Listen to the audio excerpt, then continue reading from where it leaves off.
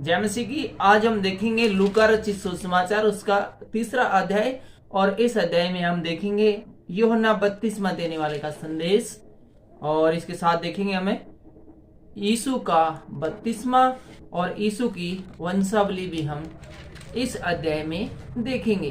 तो आइए शुरू करते हैं लूका रचित सुसमाचार उसका 3रा अध्याय, और इसकी शुरुआत होती है यूहन्ना बपतिस्मा देने वाले का संदेश के साथ। तिबरियुस कैसर के राज्य के 15वें वर्ष में, यहां पर हम देख रहे हैं कि एक राजा था जिसका नाम था तिबरियुस, इसको कैसर भी कहते थे। इसको राज्य करते हुए जो 15 साल हो गए थे, उस समय जो राजा होते थे वो 3 साल के लिए 5 साल के लिए नहीं चुने जाते थे, बल्कि उनका जो टाइमिंग था वो लंबा होता था काफी। तो जो 15 साल तिबरियुस कैसर के राज्य को हो गए थे, तो उस वर्ष में जब पिंतुयुस पिलातुस यहूदिया का हाकिम था, तो यहाँ पर उस टाइम जो उनका हाकिम था उसका नाम भी बड़ा ही आसान है, एक बार फिर से सुन लीजिए, पिंतुयुस पिलातुस यहूदिया। और ये जब हाकिम था, और गलील में हेरोदेस, इतुरिया और त्रिनियम में उसका भाई फिलिपुस, और अबिनिके में लियासिनियास चौथाई के राजा थे। तो ये जो पहली और दूसरी लाइन है, इनके अंदर बहुत ही जो है वो विशेष बातें दी गई है। क्या बताया गया है, एक आम आदमी को न समझने वाली बातें दी गई है कि ये घटना उस समय की है जबकि ये एक राजा था जिसका कि 15वां साल चल रहा था। और इसके अलावा इस घटना को याद रखने के लिए, पुराने लोगों को याद दिलाने के लिए ये कौन से समय की थी, यहाँ पर बहुत सारे लोगों का विवरण दिया गया है कि कौन सा शहर था, कौन सा देश था, कौन सा राज्य था, और कौन उस समय हाकिम थे और कौन राजा थे। आगे बढ़ते हैं। और जब हन्ना और कैफा महायाजक थे, और उस समय के याजक है वो हन्ना और कैफा थे, ये महायाजक थे। और उस समय परमेश्वर का वचन जंगल में जकरिया के पुत्र यूहन्ना के पास पहुंचा। जकरिया का जिक्र हमने दूसरे अध्याय में बहुत सारा पढ़ा है। उसको बुढ़ापे में एक पुत्र मिला था और उसका नाम उसने यूहन्ना रखा था। अब यहीं पर यूहन्ना जो है वो बड़ा हो गया है, और उसके विषय में हम बातें कर रहे हैं। तो एक बार फिर से दूसरी आयत हम पढ़ते हैं। और जब वह हन्ना और कैफा महायाजक थे, उस समय परमेश्वर का वचन जंगल में जकरिया के पुत्र यूहन्ना के पास पहुंचा। परमेश्वर का वचन जिस प्रकार यूहन्ना के पास पहुंचा था, ठीक इसी प्रकार से परमेश्वर का वचन यहाँ पर जकरिया के पास, यूहन्ना के पास पहुंचा, क्योंकि ये बचपन से ही जंगलों में रहता था। वह यरदन के आसपास के सारे प्रदेश में जाकर पापों की क्षमा के लिए मन फिराव के बपतिस्मा का प्रचार करने लगा। और जैसा ऐसा वक्ता के कहे वचनों की पुस्तक में लिखा है, जंगल में एक पुकारने वाले का शब्द हो रहा है, प्रभु का मार्ग तैयार करो, उसकी सड़कें सीधी करो, हर एक घाटी भर दी जाएगी और हर एक पहाड़ और टीला नीचा किया जाएगा, और जो टेढ़ा है सीधा और जो ऊंचा नीचा है वह चौरस बनाया जाएगा। और हर प्राणी परमेश्वर को उद्धार को देखेगा, हर प्राणी परमेश्वर के उद्धार को देखेगा। जो भीड़ की भीड़ उससे बपतिस्मा लेने को निकल आती थी, उनसे वह कहता था, हे सांप के बच्चों, तुम्हें किसने जता दिया कि आने वाले क्रोध से भागो। तो हम यहीं पर थोड़ा सा एक्सप्लेन कर लेते हैं। तो यहाँ पर हमने जो कुछ पढ़ा वो हमने पढ़ा कि यशायाह भविष्यवक्ताओं ने यूहन्ना के बारे में बहुत पहले ही एक भविष्यवाणी कर दी थी कि वो किस प्रकार का व्यक्ति होगा, और यीशु मसीह के आने से पहले लोगों को बपतिस्मा देगा और उन्हें मन फिराव का संदेश देगा। और इसी रीति के अनुसार जब यूहन्ना है उसके पास भीड़ की भीड़ है, लोगों की भीड़ जब बपतिस्मा लेने के लिए आती थी, तो वो कहता था कि किसने तुम्हें जता दिया कि आने वाले क्रोध से भागो, अतः मन फिराओ के योग्य फल लाओ, और अपने मन में यह न सोचो कि हमारा पिता अब्राहम है। यहाँ पर यूहन्ना कहते हैं कि ये सोचकर अपने आप को बड़ा मत समझो, बड़ा मत बनाओ कि तुम्हारा पिता है वो अब्राहम है, अर्थात तुम अब्राहम के वंशज हो, क्योंकि मैं तुमसे कहता हूँ कि परमेश्वर इन पत्थरों से अब्राहम के लिए संतान उत्पन्न कर सकता है। तो यहाँ पर कहते हैं कि परमेश्वर चाहे तो ये जो पत्थर है इनसे भी, इन पत्थरों से भी अब्राहम के लिए संतान उत्पन्न कर सकता है। अर्थात तुम्हारी वैल्यू सिर्फ इस वजह से नहीं हो सकती कि तुम अब्राहम के वंशज हो या तुम्हारा पूर्वज था वो अब्राहम था। तुम्हारे कर्म ही तुम्हें अच्छा या बुरा नहीं बनाएंगे, सॉरी, तुम्हारे कर्म ही तुम्हें अच्छा या बुरा बनाएंगे, क्योंकि अब्राहम है वो अपने कर्मों के द्वारा ही बड़ा बना था। यदि अब्राहम अपने कर्मों के द्वारा बड़ा बना और तुम सिर्फ इस वजह से अच्छे कर्म न करो कि तुम्हारे पिता के पिता के पिता ने, अब्राहम ने अच्छे कर्म किए थे, तो वो जो उसका बलिदान था वो तुम्हें स्वर्ग में नहीं ले जा पाएगा। तुम्हें स्वर्ग में जाने के लिए अपने आप से ही जो भी करना है इसी अपने शरीर के द्वारा ही करना है। हम 9वीं आयत में देखते हैं, अब कुल्हाड़ा पेड़ों की जड़ पर धरा है, इसलिए जो जो पेड़ अच्छा फल नहीं लाता वह काटा और आग में डाला जाता है। ये यूहन्ना यहाँ पर बताते हैं कि अभी अंतिम समय है, इस दुनिया के खत्म होने का वो बिल्कुल बिल्कुल करीब आ चुका है। और स्वर्ग में और नरक में जाने का जब न्याय किया जाएगा तो जो लोग नरक में जाने के योग्य हैं उनको नरक में ही डाला जाएगा, और जो अच्छा फल लाने वाले हैं, जो भले अच्छे लोग हैं, उनको स्वर्ग में डाला जाएगा। तब लोगों ने उससे पूछा तो हम क्या करें? फिर लोग कहने लगे, भाई आपकी बात तो ठीक है, यदि अंतिम समय नजदीक है तो हमें क्या करना चाहिए? तो उसने लोगों को उत्तर दिया, जिसके पास 2 कुर्ते हो वह उसके साथ जिसके पास नहीं है बांट ले, और जिसके पास भोजन हो वह भी ऐसा करे। तो अब्राहम ने कहा कि तुम एक दूसरे की हेल्प करो, जिसके पास यदि ज्यादा है तो जिसके पास नहीं है, थोड़ा है, उसके दो। और महसूल लेने वाले भी बपतिस्मा लेने आए और उससे पूछने लगे, हे गुरु हम क्या करें? जो टैक्स वगैरह लेने वाले थे वो लोग भी उससे बपतिस्मा लेने आए कि वो बोले, भाई हम क्या करें, फिर हमें बताओ जीवन के मार्ग में प्रवेश करने का कोई तरीका यूहन्ना जी। तो यूहन्ना ने उनसे कहा, जो तुम्हारे लिए ठहराया गया उससे अधिक न लेना।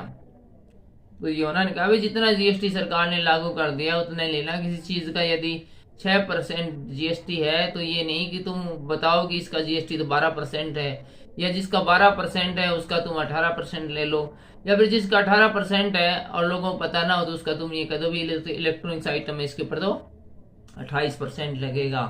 तो जितना सरकार ने निर्धारित किया है उतना ही तुम्हें लेना है और उससे ज्यादा नहीं लेना है। सिपाहियों ने भी उससे पूछा, हम क्या करें? तो यूहन्ना ने सिपाहियों से कहा, किसी पर उपद्रव न करना और न झूठा दोष लगाना और अपने वेतन पर संतोष करना। तो सिपाहियों से यूहन्ना ने ये कहा कि तुम्हें ज्यादा रिश्वतखोरी मत करना, और जो तुम्हें मिलता है, जो तुम्हें सैलरी मिलती है, उसी में अपना गुजर बसर करना।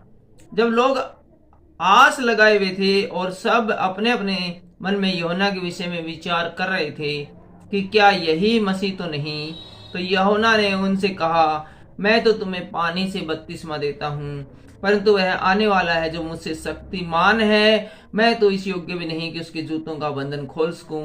वह तुम्हें पवित्र आत्मा और आग से बपतिस्मा देगा। उसका सूप उसके हाथ में है और वह अपना खलिहान अच्छी तरह से साफ करेगा और गेहूं को अपने खत्ते में इकट्ठा करेगा, परंतु भूसी को उस आग में जो बुझने की नहीं डालेगा। तो यहाँ पर जब लोग सोचने लगे और एक दूसरे से विचार करने लगे कि हम जैसा वचन में लिखा गया था कि यीशु मसीह आने वाला है, कहीं यही तो नहीं वो यीशु मसीह।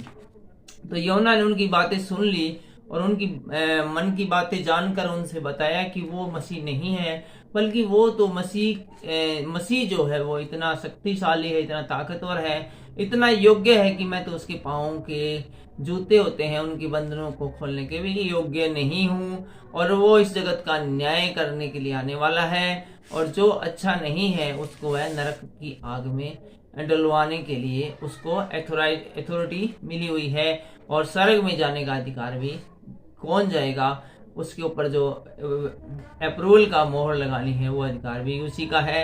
इसलिए जो लोग अच्छा नहीं काम करते हैं उनको नष्ट करने के लिए नरक की आग में जब इस दुनिया का न्याय किया जाएगा तो वो डालने का अधिकार भी उसी के पास है।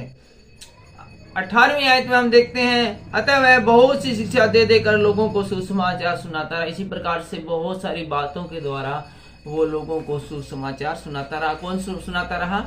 यूहन्ना बपतिस्मा देने वाला।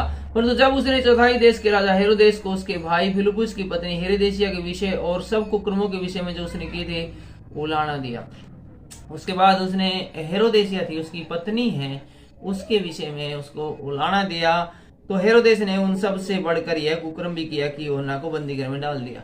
और हेरोदेस क्या था कि उसने अपनी भाई की पत्नी है उससे शादी कर ली थी और बहुत सारे गलत काम किए थे, तो यूहन्ना ने उसको बता दिया था कि तूने ठीक नहीं किया, इस प्रकार से तूने करके।